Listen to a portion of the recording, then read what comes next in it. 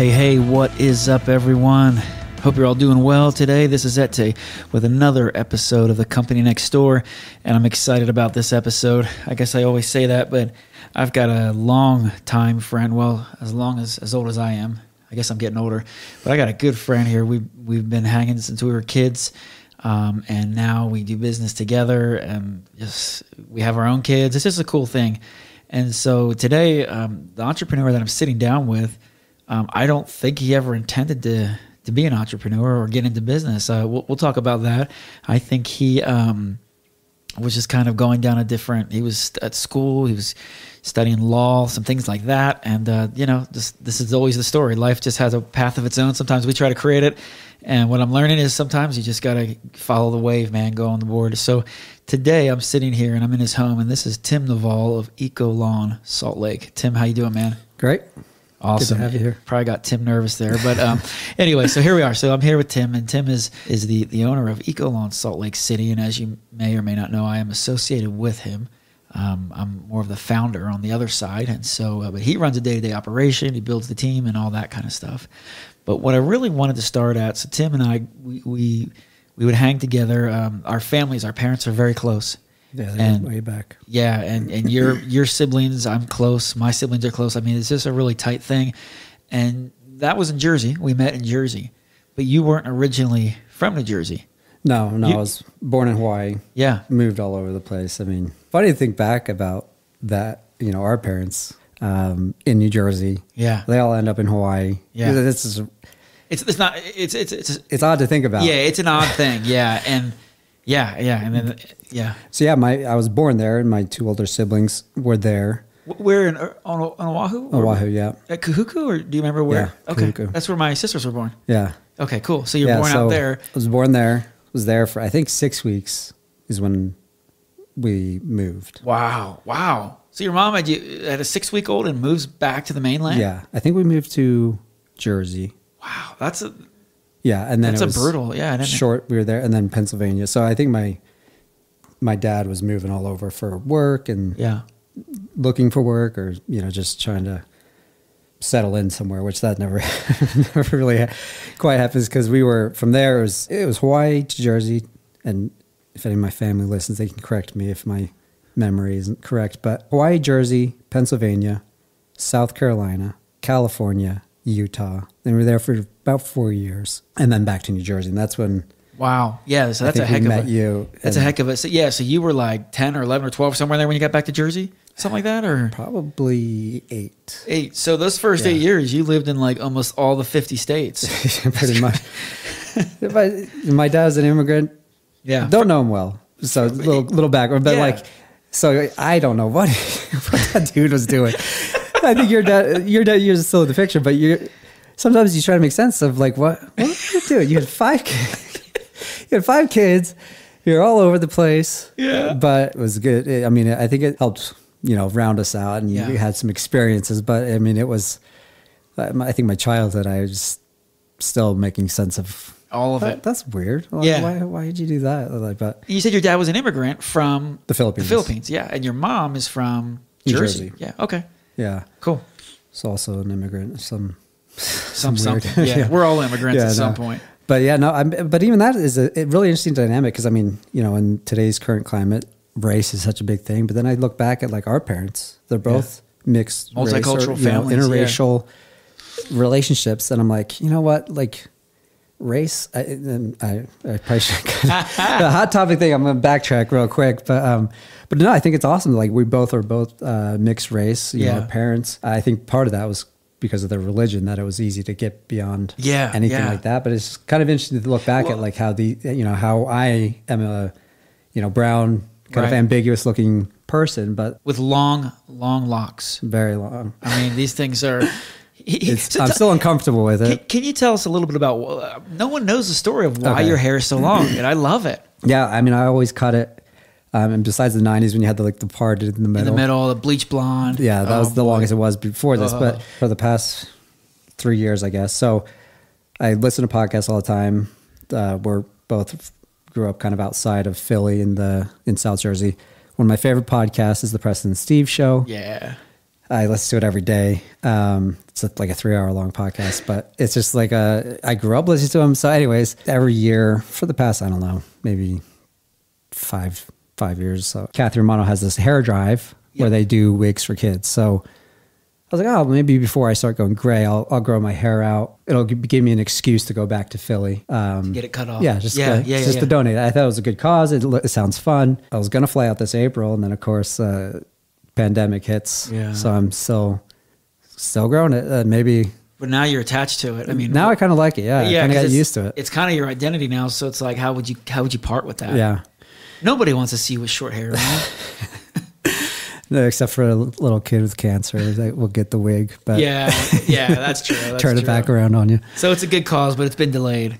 Yeah, no, and so I think if the world ever goes back to normal, then maybe next year I'll fly out there, or if it gets to a point where it's I'll cut it off and just mail it in somewhere. I'm jealous. I keep every winter I try to grow mine out, and my wife says, "Your head looks fat." Because I guess the sides, and some on blood, I got it. So I've got to keep it if I don't, unless I'm okay with that. But and now you could do your own podcast giving hair advice. People could call in and. No, now that I'm wearing a mask and I have long hair, I'm always either being called ma'am or people will call me sir and then apologize because they see that they can't see your beard and face. All right, and I chuckle every time. But no, that's funny, man. No, yeah, it's been a lot of fun. So there you go. There's your hair tips for the day. So anyway, so you're growing up and you're traveling obviously a lot in your young ages, before the ages of 8, trying to make sense of it all. Coming from mainland Hawaii, which is very relaxed, chill. I don't know. I don't want to be offensive and say not super ambitious, because there are many Hawaiians who are, but I come from a Polynesian background that's not known for being ambitious.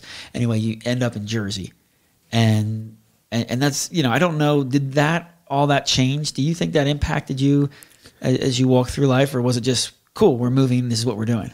No, I think it definitely had impacts. I mean, up until most of those moves I don't remember at all. Sure. Yeah. The hardest one was moving from Utah to New Jersey, I think. Because we had been there for 4 years. I think that was the longest we had been anywhere. Gotcha. Started getting attached. Yeah. So I got used to life and, there. And then Jersey was just completely foreign. Even though I'd lived there as an infant, I didn't remember it at all. So that one's definitely different. And then it was a big change.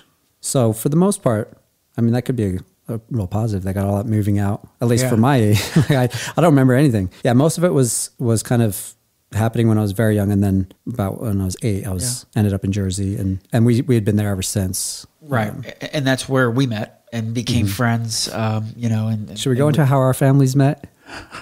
I don't know, that fight or Your aunt had a barbecue. My Aunt Carol had a barbecue. We'll do the abbreviated version. Yep, Carol had a barbecue. And you guys showed up in your Woody Jeep thing. Yeah. And we were there, and I don't remember exactly what. We started spraying each other with hoses or fighting. I think your family started. You could be right. It was me and Carol Lee. At first, I don't even know how it started. I just remember big family. Yeah. Strangers. Yeah. We just started as a water fight. I think we all just ended up huddled in the car. But our parents were really good, close friends, but then their kids are battling. Yeah, it got personal. I remember trying to get the hose, and you guys were in your car. We're trying to ruin your car. It got ugly.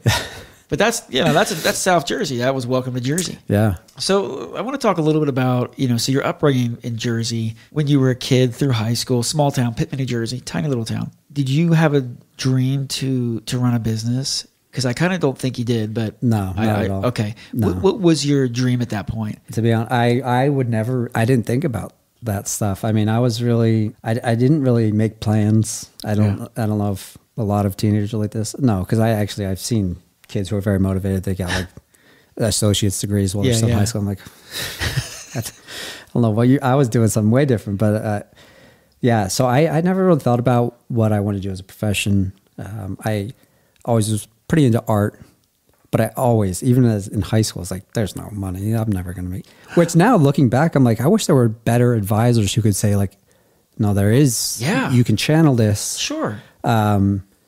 Which I think would have been great. Because before it was always the fine arts where it's like you are the best painter and then you can make some money. Yeah, it was either that or not. Yeah. Where now it's like you can get into graphic design and custom things. So many different things. There's a million ways. So I mean, I think the internet helped, advance all those things. But I agree. I often wish and hope that there is more good advising given to high school kids. Yeah. My parents had split up at the point. I didn't really think about too much. Like I didn't really think about after school. And then eventually, like I kind of got things together. I started working. Yeah. That's something I always enjoyed. I always my mom hustled. She was a teacher, had 5 kids, no support from her ex. Yeah. And so, money was always pretty tight. Yeah. So I always liked working because then I had some of my own money. I mean, so that was a huge thing for me. I've never dislike work. I've always enjoyed being able to provide for myself. So that was always, and I also saw my mom hustle. Like, I think, not to get too personal, but like she, in our family, maybe in both of ours, depression is definitely absolutely, a thing we struggle with. Not that I've been I don't know. Like sure. Sometimes my wife's like, oh, you should get, you might be depressed or something. Yeah, I'll diagnose you for sure. No. But I mean, I know it's in my family and I'm very aware and I try to be very conscious of that. But no, I would see her and I can only imagine how hard it was for her to have 5 kids. I've got 1 and I'm a ball of stress. Yeah. Yeah. I mean, and you've got a wife. Yeah. I've got a partner who works her butt off. I mean, she was raised on a farm, so she's got a very good work ethic. So yeah, I mean, kind of going back, I would see her go and just coming home and being just completely exhausted and I think drained, and then having a bunch of rambunctious kids that didn't help out in the house very much. We just kind of didn't have much direction or structure, I would say, because we, I think we had a very good grounding because of her faith and just her hard work, wanted the best for us. So I did get to observe a ton of really admirable traits in my mom. I mean,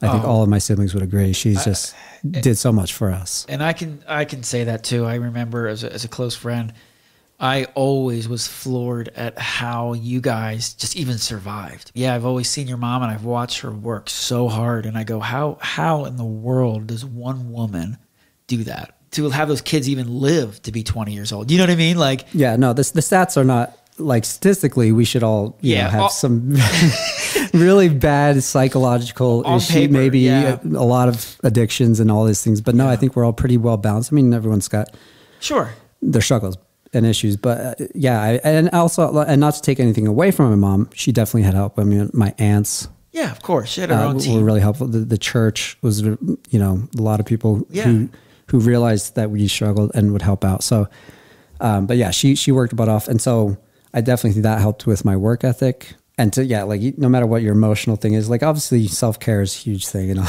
sure, but you still get up and go to work. Yeah, I mean, you got to. Yeah, when you got kids, mouths to feed, you do what you got to do. And I think we need that today. Is just like there's always going to be issues, struggles, trials, absolutely, no matter what it is, whether it's a pandemic or economies are up and down and left and right. But you got to just keep your feet going, and you can't just slump down on your bed and cry about it until it gets better, until your wallet is full. It's just not going to happen. So, and not like our wallets were ever super full, like on a public education or a public teacher salary. But, I mean, there's tons of value in her just kind of keeping at it. We're all pretty well adjusted now. So so I'm super grateful for that. Yeah. And I think that's awesome. So as a kid, probably at the time, it sounds like that didn't have the impact that it did until you started getting older. I mean, you've always worked, that's for sure. Yeah. I mean, we used to work together, and you were always a hustler, and it seems like that came from watching your mom. Yeah, for sure. That's amazing. Yeah. So you're going through school, and you're just kind of floating around, goofing off. Yeah. So and I think right after high school, I started working with John Walters. Or was it Harold? Yeah, I can't remember. Anyways, the lawn company. A lawn company out in New Jersey you were working for. Yeah. Once I finished high school, I think I was just kind of brought on part-time to help out. I can't even remember like an actual official interview or hire. I think just kind of by association. You're like, come work. And then I kept doing it, and I earned enough to save up, and then eventually went on a mission for the church, and then that kind of was a big life-changing thing. So all the way growing up, little jobs I could take on the way. I just revealed this, and maybe I shouldn't tell this story. I was always trying to make a buck, and so being poor, I mean, trying to hustle a buck. Trying to hustle. Yeah. There's a local convenience store. I would walk to school. I'm not proud of this, but I used to steal a couple candy bars and sell them at school. Okay. Then from that, I would make the money. I would go to Sam's Club, buy a big. So it's not the best start. I'm not proud of it. I'm trying to pay it forward. But that you got some experience. Yeah. So maybe we have to edit this one out. But no, in my mind, I'm trying to think which convenience store, because there was Wawa. Okay. As much as I love Wawa, I can't believe I did that to Wawa. That's the worst. How could you take from a Wawa? I should have went to J&K. Well, that's what I was thinking. Was it J&K? I mean, Wawa, dude, come on. No, J&K was always so J&K. I was like, they need all the help they can get. They don't need. So illegally you start making some money.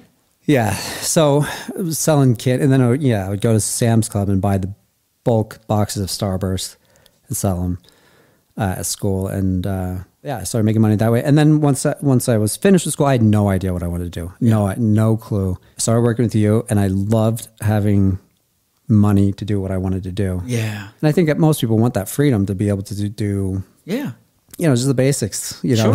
Like I want this outfit or whatever. So that was huge for me. And I just love the freedom that has. And I think that's kind of persisted ever since. That kind of helped steer me towards the pursuits that I took on after that. But yeah, I worked hard through that a couple of years after high school, went on a mission, went to school, and then here we are today. So. And so when you came back, because you then went to school in Utah. Which university was it? So that, just really quick, just to correct something, because you said studying a lot, and I just want to clarify, I had interest in becoming a lawyer, but that changed really quick. So post mission, it's, expectations. There's this expectation. You gotta get working on that career, get your degree, get married, and I definitely felt like I, had to live up to these things all of a sudden. Whereas before in high school, I never really tried to, fulfill these things. So I came right out to school, had no idea what I wanted to do, which that's one thing advice for anyone I would give is don't start paying for something. Like, I know a lot of people will say like education is great. You can we live in the age of information.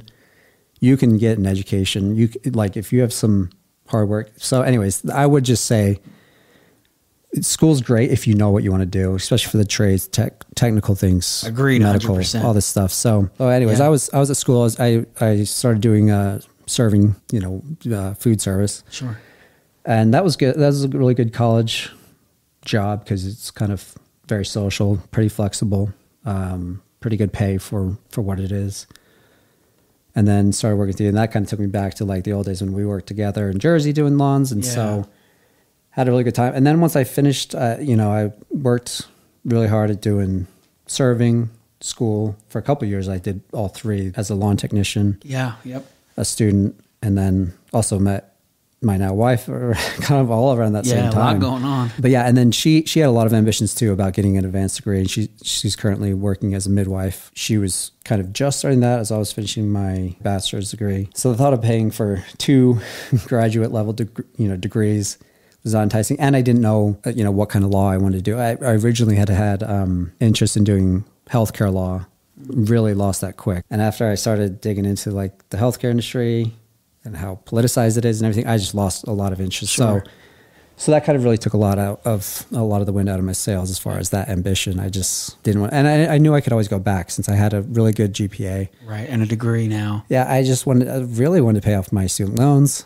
Yeah, and probably the biggest thing was I hated interviews. I hated, as I'm being interviewed now, but no, like for a job, I hated that process because I don't like talking about myself very much. Sure. And I had to interview for I wanted to go on these trips with the school, and I hated it. And so as I was finishing up school, I was like, man, I do not want to go through this like resume thing and selling yourself. And it just was not my cup of tea really. And I was been working with you, and I was like, you know what? I kind of like the idea of being my own boss. Yeah. And this is probably the quickest way to do it. I mean, I've been in this industry since I've been. Yeah. You already knew it. You had the background, not intentionally, but you did. Yeah. I knew there was still a ton to learn, and we spent this whole afternoon talking about things that we can learn and improve. Even when I started that and I was like, I'm not going to go to law school, kind of like really timidly jumped in. I I kind of timidly stepped in, I should say, because we were always trying to kind of figure out what direction. Yeah, what the future was going to be, how it's going to work out. Yeah. Yeah, and so I was just like, okay, well, you need to get a truck and you need to get an LLC. I was like, oh, for sure. I mean, we kind of outlined some of these just rudimentary steps of owning your own business. Kind of going back to your question before, like, about being an entrepreneur, which sometimes I don't really identify that as that, but I appreciate the entrepreneurial lifestyle of, taking charge of your own life, making, living for yourself and doing it creatively that fits in with the lifestyle you want. So, I mean, in those regards, I definitely identify with that and I think it's intimidating, when people talk about owning a business and starting a business, it's like this big barrier. Yeah. It's it's impossible. Like you've got all these competitors and all you think about is the obstacles and the reasons why you shouldn't do it. Yeah. So what do you say to someone who is there getting ready to start and they're looking around, they're seeing competitors and they're going, man, I don't know if I can do this. You push through it with the advice you have. There's just gets to a point where you just have to move forward with it. Like it wasn't always like the thing I wanted. And but then the more I've been in this, I'm like, I love this. If it's something you want to do, I mean, I kind of have just recently discovered this. It's just, you kind of have to figure out what lifestyle you want and then try to build, kind of reverse engineer what you want to do. And I agree 100%. It took me forever to figure that out. Instead of like picking out a career before college and saying, that'll suit if I do this, I agree. Find out, what do I want my life to be in 5, 10, 20 years and build something around it. Yeah. Yeah, and when before it was like, oh, well, I want to make 6 figures. I mean, it's kind of like, how you pick a career almost. It's well, why? Why do you want 6 figures? And people, I love it too. It's always like, well, I'm good at arguing, so I'm going to be like, I'm like, oh, that's not even close. So it's not even advice. I mean, it's just, but anyway, so I love to kind of getting back to when my time as a student, kind of towards the end, I love being outside and being active. I think that's very good for your mental health. For sure. So I think I've done pretty well, by being outside. And I'm very much an introvert. And so I think just being out there and being able to work, it kind of gives you a lot of time to think and just kind of really do what you want to do. For me, like it's hard. Like I know that lifestyle isn't for everyone, but I just really enjoy it. And the longer that I get in it, the more I can build it into something that suits my needs. And I'm happy with how I'm going to be able to provide for my family with this and be fulfilled in doing this. So, do you feel like you've got it all figured out, or do you feel like not at all? No, and there's just so many different compartments, and I know these are the things that you think about beforehand. Like we were saying, it's like, oh, I'm never going to do that because this seems hard. Yeah. The legal aspects, being compliant, putting yourself out there and hiring. That was always like a holdup for me. It's just, putting yourself out there. There's just so many things that are going to tell you not to do it. And if, as this is a business podcast, I think a lot of people who are listening are probably contemplating these things. Sure. And maybe in a harder spot, because I was kind of at a turning point where it's a good place to start.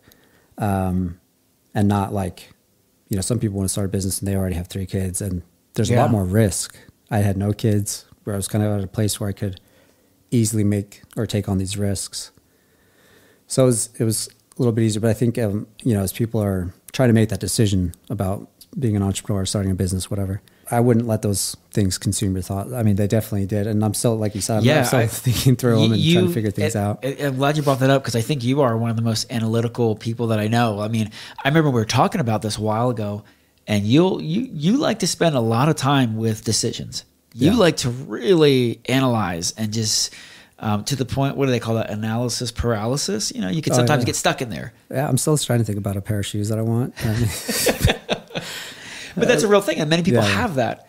And so it sounds like you're saying, if you have that, don't let it stop you. Well, and also like when I was starting out, it wasn't like and this might be a detriment. We'll find out, but I don't think there's many things in life that are going to fill all of the things you want. So even in your career, like 100% fulfilled. I mean, there's negatives and positives to most things. I mean, work is always going to be work. There's always going to be good days. There's always going to be bad days. Right. But no, I when I was making that decision, it was just like, this seems like the next, it just seemed natural, like the kind of a natural progression. I mean, we've been friends for so long, so that definitely made it easier. You kind of paved the way a lot. I could follow in the footsteps of the business that you built and kind of mimic that. And so, and it was a lot easier for me to make that decision when I had other people who had kind of paved the way. Sure. And shown a good model to kind of follow after. So that kind of naturally progressed. My wife and I got married pretty soon after. No, we had been married. You were already married. Yeah. But I know you were, you were married because I remember we talked about, talked to Carly. I just got married when you moved back. And yeah, you were just kind of contemplating it. And for a while it took you a while to make the decision. You made the decision. Yeah. It's just kind of been a roller coaster since then in some ways. Like, I know, like, for example, you're the owner of the Salt Lake, and I know, Salt Lake, as far as market, this is the biggest market in Utah. Yeah. And so you've had to deal with growing pains. Oh, yeah. Right? Yeah, it's been... And just trying to keep up at times with the amount of work coming in, because you've got new people, new faces with new needs, and it's all of it. Like you said, hiring was a big block for you. Do you feel like you're getting past the hiring block, or do you feel like you still struggle with that a bit? A lot of that too just goes back to one of my things. Like, I just don't like putting myself out there. Yeah. Like, I just like very, very introverted, and here I am, like, asking for your life story. I opening it up, but no, it's good for me. It's probably, and once you do it, it's just like, oh, why did I make a big deal out of this thing? It wasn't. So I don't know if I want people coming to my house, and does my business seem legitimate, because it's not like a big shop. There's not an HR department. There's not, and it's just like, you can pick apart every little thing, but it was just like, who cares? Yeah, just do it. Like, I just own it now. It's just like, I work for myself, and like, I think a lot of, like, there's so many grades to that, but a lot of these things I would kind of hold myself back. I was just like, well, I don't want to be out doing all. When I first started, I was, and people who know the geography of Utah, I would go all the way down to Spanish Fork, very far south, and then all the way up to Ogden. Ooh. One truck, just really bootstrapping it. Yeah. And it was good. I kind of had to figure it all out, that and covering all this. And we didn't have too many clients, but they were spread out. It's gotten so much better very quickly. Yeah. But I was stretched super thin. But so if I didn't want to be doing this all the time, you got to find someone else to do these tasks that need to be done.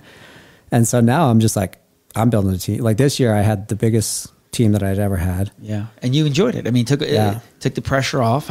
It brought on new challenges, right? Challenges. Because now it's, instead of, I got to get out there and get the work done, you don't have to get in the truck, but now I got to get payroll. I've got to get the product lined up. So every step brings up its own challenges. New challenges which are a lot of times, sometimes easier, and they're just different. But now I'm just like, I'm going to build the best team, because it's just, life is 1,000 times better. I can think about and focus on the aspects that were neglected, that are actually, stimulating and a little bit more to pique my interest. Yeah. Keep you fulfilled. Yeah. So it's not just grinding every day, which I think is the thing people don't like about most of their jobs. It's just like the monotonous grind. And so now I've had some experience in running a team, and it was crazy with the pandemic because everyone was not working. I was like, well, we're outside, we're spaced out, come work. And so I was getting hit up quite a bit, like when people knew that we were still in operation. So just a lot of new skills and getting out of my comfort zone this year. And each year has been very different, but very challenging, and huge learning opportunity. That's the thing I like about business. It's what you make of it. You could get to a point and just stop it. Okay, I'm good here. We'll just maintain it. But there's always, if you want to push yourself or grow as a person, you have that option. How have you grown as a person? Like, what individually? Because I know, like you said, you're an introvert, and there's been a lot of times this has pushed you out of that. But can you think of any like times when you're like, man, when you look back and say, wow, I was this way, and now I didn't realize it, but I can do this and this? Well, there's definitely a lot of, aspects within the business where you step out of your comfort zone. For me, aspects of selling now, it's very comfortable. Selling the product that you're offering is very comfortable to me. Outside of business, I think the mission definitely forced me out of my comfort zone quite a bit, whereas, I learned a lot there. But in the business, I think a huge turning point for me, having a kid. That, I can't believe I hadn't brought up Nina. Yeah, I was waiting for Nina. Let's talk about Nina. Because that to me, is probably everything. And I recommend it if people are kind of contemplating. When I had my girl, I think you just change. you have a sense of responsibility. When I had my girl, I mean, I don't think I ever cried so much. Yeah, no, I was there with sure. my mother-in-law and my sister-in-law who were there. And I was just uncontrollably sobbing, but and I wasn't expecting, I didn't think I would have that reaction, but that was life-changing. And so then after that, like a lot of things were put into a different perspective about like my responsibilities now I've got someone else I got to care for, you know, and someone else that will need food and a good life. Let's stay on that for a second, because that's kind of where I wanted to go with this is I guess I got a question, but I also have a statement here. One of the things that I mentioned earlier that I think about your journey that fascinates me, and one of the reasons I really wanted to do this show was because, like you said, you know, and we didn't touch too much on it, and we don't have to, or we can. It's personal. I get it. But, you know, you talked about, you know, being raised, you know, and your dad out of the picture, and your mom is hustling and doing all that she can. And somehow she survives it, and everyone turns out good. Everybody's healthy and good people, you know. And now you have a kid, and that's got to bring, in my mind, some things full circle. But the thing I wanted to point out was, like, that's what inspires me is, like, watching you walk through this. Because we talk about this on the show all the time. Business is so hard. It can cripple you at times. You know, it can bring you amount of stress where you're like, I can't move. I don't want to wake up. But you've said, you know, your child, Nina, just giving you this new perspective, this fresh outlook on life. And that's one thing that stands out to me is, like, you know, you are so, and I know of you, you're so involved in her life. You know, she is your life, your family. And that is really inspiring to me, because that's not exactly the picture that you had growing up. And I mean, you did from your mom. And I don't want to throw your dad under the bus. That's not what I'm doing here.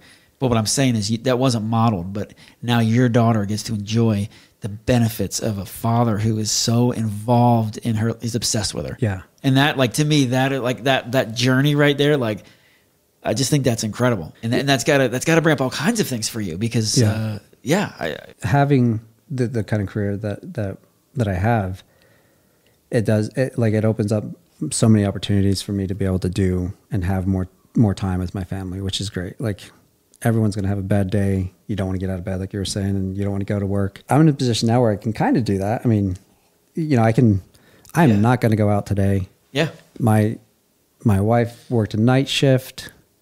My girl doesn't feel very good. And, I'm fortunate that I can do that. Like, where my family needs me. Like, I didn't grow up with that. Having a kid and kind of knowing that side of, you know, besides like the financial, like not being there, you know, having a parent that wasn't like emotionally there either. I think it was probably one of the biggest struggles in my life. So sure, I can see that. Yeah. So, I mean, I definitely didn't want anyone, you know, my child especially to have to experience that. Yeah. So going back to this gives purpose to everything I do now. So it's just like, I want to make more money, not just to have nice things, but just for her life, you know, and for my wife, just to make our lives better. You know, like every parent, they want the best for their kids and their offspring. But having your own business, definitely it can, I think, like there's just a better way to do that, like a better way to, I shouldn't say better. There's no true.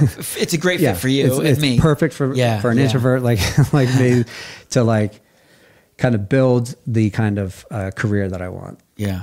Earlier you said, one of the things you said, your advice was to build your career, your job, your business around your lifestyle, this dream lifestyle that you have. Mm-hmm. So what is that vision for you? Like, what is the end game, or when have you made it? Like, what are you trying to accomplish with the business that you're building? Honestly, like the more and more like, and I was never like thought of myself like as a big family man. I love doing all these like family activities.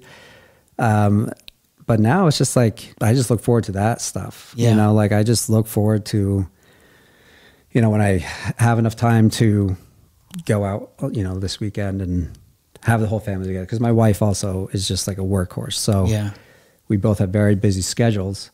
But I think making it, to me, it would probably just be, I think I'm already there, like more so than I ever thought I would be, where, you know, growing up without much money, I mean, we had, you getting church food, church store, like getting meals there. And now like, I feel very fortunate that like, I don't think about my bills too much, or like, and a lot of that is having just an amazing partner who, we both just really want the best for our daughter. So yeah, I mean, I feel like I made it. Like, as far as like, I mean, awesome. Statistically, like I look back sometimes too, and I'm like, oh man, none of us were hooked on drugs. Yeah. Yeah, I mean, I think we've done pretty well. And I mean, obviously I have like financial ambitions but I'm in a place that I'm very happy with. Like, and I never, like a year ago, I never would have thought like, oh, I've got all these things. So like this year has just been one, it's easy to reflect because you see so many people struggling. Yeah. Just a lot of turmoil right now. And so for me, it's hard to like complain. Like, I mean, I've got a great family. We're all healthy, relatively. I feel like I made it. I mean, awesome. I don't think other people look in and be like, oh, you got it all. But for me, I'm happy. Like who cares what other people think? Yeah, I'm with you. There's a lot of, people in my like high school cohort who like, not many of us have kids, and I think less and less people are having kids. Yeah. And I'm looking at them like, this is amazing. This is like the thing that brings me some of the most joy in my life. Sure. So I'm like, why are people missing out on this? So you have your own version of success. Yeah. It sounds like it really is just having that. You got your house and we're looking out your back window. He's got this view of the mountains that's just incredible. I mean, it looks like they're right there in 3D. Well, I guess that would be 3D, really. Yeah. But you've got it. The hot tub's coming in 2 days, right? 2 days. You get to spend time with your daughter, your wife. Everybody's working hard, but that's it. And I love that you have a lot of people. There is no end. It's hard to find. Yeah, and so I like that you feeling like we're doing it. Yeah. Now let's fine tune it. Let's improve. What has been the hardest part of the last 4 or 5 years building this company in Salt Lake City that, new territories, new mindsets, what's been part where you're just like, oh man, this has been hard? For me, interpersonal stuff is always a challenge. Yeah. Getting open with your feelings, and having employees is definitely part of that. There's definitely been some challenges in that area this year. Sure. Way out of my comfort zone. And a lot of it is just figuring myself out, and not to keep relating back to my daughter, but I think it's a defining moment. And so I am being like kind of defining that, my life going forward now that I am a father. I took on this new title, I guess. So I don't even know, like the challenges of the business, the kind of, they're more frustrations, but I think with figuring myself out and then having more confidence, and a lot of that does come with just experience, just kind of sticking with something. Yeah. And so now that I'm more confident, it feels corny to bring this up, but like our company got the Best of Salt Lake City, which is like a huge thing. That's a big deal. Yeah. I mean, and I feel like almost I've never gotten an award. I never got an award. I still don't know how it happened, but no, and I'm like, sometimes like, oh man, I'm an imposter. Like people are going to find out that this small company is, so like sometimes you kind of have those little negative thoughts in your head, but no, it was like a huge thing that built confidence. Sure. And like, I want to now live up to this and make it better and change the industry. That, a lot of these goals that we or visions that we share about making the industry better or whatever it is. So I can't even remember what the question was. It was the challenges, and then I'm sitting there bragging about. No, it all fits in well, and I feel like you've answered it. It just like you said it like this. There's a struggle of, am I really this good? You give me this award, the best of. Yeah. And this is something a lot of entrepreneurs have. It's called Imposter Syndrome. It's like a real thing. You can Google it, and then like you said, the confidence. Yeah. Building that confidence. I think those were your big challenges. And you can start seeing the return as you start breaking out of those. What's some of the big 1 or 2 takeaways that you would share with someone else who maybe came to you and said, hey, Tim, I want to get into business. Do you have any advice for me? I mean, I would just say do it. People always want like these secret formulas or secret things that like are going to unlock major success. I listen to podcasts all day long while I'm working. And so you hear a lot of these like motivational things and, all these different things. But one thing people outline a lot now is that just like most of your growth, most of the stuff like where you're going to improve is after failure and all this stuff. Sure. And I definitely feel like, I failed at certain things. Like I've had clients very unhappy and just big mistake this year. We all was not the most strategic with my taxes. That was pretty brutal and hard to go through. I know how much you love giving the government extra money. It's my favorite. But I know it's going to good uses. But anyways, but no, I mean, if it was a very close friend, I would tell him my experiences is just little things. I mean, like a lot of the holdups are going to be things that are going to be, they're going to be unique to your situation, and you need to build your life the way you want it. The advice I would give is just go out and do it, and just make sure it's something you want to do. Because that's one thing going back to school is like, we're always told, everyone's like, oh, go to school, you're going to make more money. Statistically, you make more money. There's a lot more to just figuring out what it is you want. There's so many examples that show that there isn't this one formula. There's 340 something million people in the US. I mean, there's not one recipe that's just going to make everyone happy or make, it's never going to be that easy. So figure out like what you're passionate about, what you like. It's going to give you that drive to work hard to achieve that, because it's just, you're never going to figure out some secret formula that like loads your bank account really easily. Right. It's just, no matter what field you're in, and there's so many now examples of people taking different, routes to success and happiness. Like, I mean, podcasting is huge. Yeah. And you look at all these successful, nobody thought there was going to be this huge market and audience and people who, are consuming media and education in this way. Right. And it's huge. And and like, there was no one advising people to go home and buy microphones and start podcasting. I mean, and so I would say like, just, do your research, study, just work hard. And all of the generic things, like get up early, work hard. I mean, and I can't talk much because my wife, she can outwork all of us. I kind of try to keep up. And I mean, like you could go into the kitchen. She made homemade focaccia bread, homemade no-bake cookies. You can go eat those. And then she did that after doing like a 5 a.m. workout, teaching online grading, like just never stops and is always happy. I take a lot of my cues from her, but like I bring her up to like, illustrate like, when you work hard, like all those cliches that they say, like get up early, work hard, grit, all the, they're almost generic, but they're applicable. But they're applicable and they work. They do. We were talking about this earlier. Like the heroes today are just the people that just show up. They work hard. They take care of their kids, and they serve in their community. I mean, that's it. I mean, that's all you can do. I think that's kind of where we're getting to a point now where we want to go. I mean, we feel very fortunate. We're very blessed, and so moving forward, just because there's so many people who are, struggling with whatever in life, I think. And that's something I also learned from you is like giving back. Yeah. I think that's a huge part. Sometimes stepping outside of my life, my career, my job, my schedule, sometimes it's good to just step back and realize, there's people way less fortunate, and having kind of a focus on like, of course you got to take care of you and yours, but then also how can I help these guys? Yeah. Pass this on and, pay it forward. And we're kind of getting to this position now, like an Eco Lawn is what I love. And a lot of our clients have loved is that we've always kind of had this charitable component to the business. And so that's something I, moving forward, love and want to continue to pursue, just because it's very fulfilling in life. Besides like being financially, compensated for your work, being able to give back in just very different ways is very exciting to me. So awesome. Let me ask you this: what do you like to do for fun? Tell us a little bit about some of the things. What are you doing when you're not running the company, when you're just time off? Music. I mean, concerts are fun. Haven't been to one all year.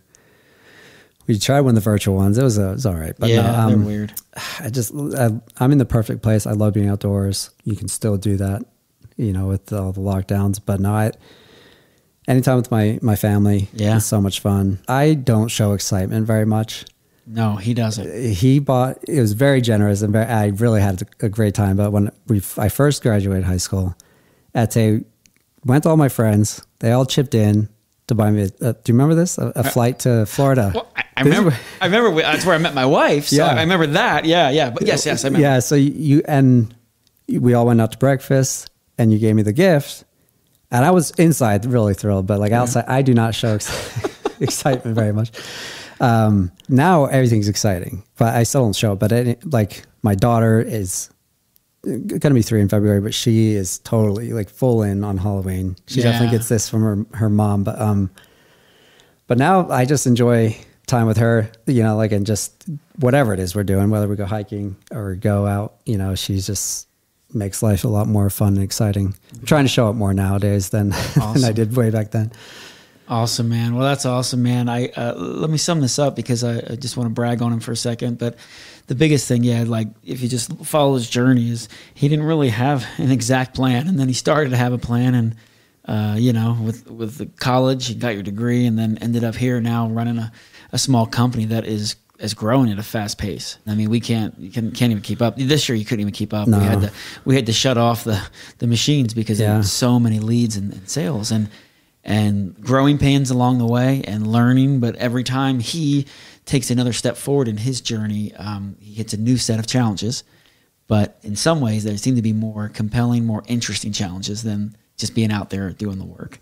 Yeah. But again, my favorite part is just seeing you with your daughter and your wife, and just really taking the time now to, like, that is your joy. That is what you really get your thrill out of, you know, and sticking around for, you know, that's such a big deal, and that's going to change your family tree. I mean, you've done something that's going to change your family forever. Yeah. Yeah. No. And one day your daughter will, when she's older, she'll see it. Yeah. Well, I hope so. Yeah. I mean, that's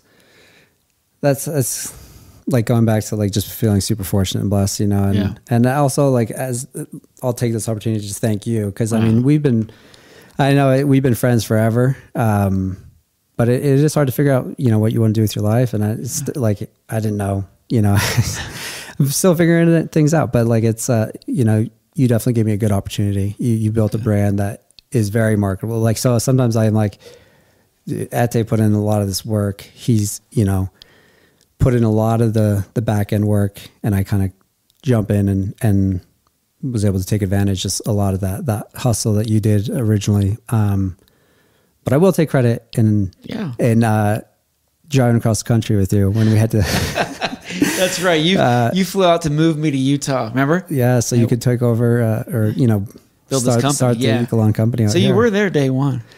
Yeah. We were sitting on or sleeping in that truck. Yeah. And those cows. The cows. We pulled on the side of the road like 3 a.m. in Colorado, and the cows were just going off. I remember that. So that's what I'll take credit for. But no, I've been very fortunate to be part of this company. It's definitely helped me grow and learn, and also, you know, provide for my family, and, you know, get a lot of fulfillment out of my career. So thank you. Wow. No, thank you, man. You put the work in, and you know, it's just, it's awesome for me to see. I want to see everybody succeed. That's why I do this show. I love hearing the stories, and sometimes, you know, it's just awesome to see the journeys, and that's what it's all about. You know, it's sharing your story with others. So hope you guys enjoyed this story, this episode with Tim Naval from Ecolon here in Utah of Salt Lake branch, and we will see you on the next episode.